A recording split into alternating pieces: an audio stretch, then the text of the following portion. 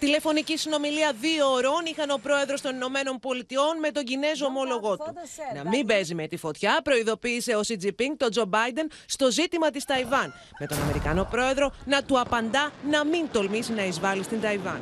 发言人称，昨晚通话中提到种族灭绝和强迫劳动是虚假信息。 And then on Taiwan, President Biden underscored that the United States policy has not changed and that the United States strongly opposes unilateral efforts to change the status quo or undermine peace and stability across the Taiwan Strait.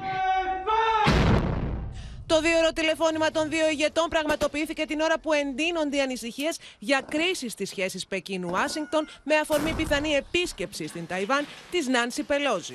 Σύμφωνα με το NBC, ακόμα δεν έχει αποφασιστεί εάν η πρόεδρος της Βουλής των Αντιπροσώπων των Ηνωμένων Πολιτειών θα επισκεφτεί τελικά την Ταϊβάν. I think what we're starting to see is that regardless of whether Speaker Pelosi ultimately decides to go, the White House is going to continue to reinforce both publicly and privately that the trip's goals are very limited and that this trip does not signify any sort of shift in America's One China policy.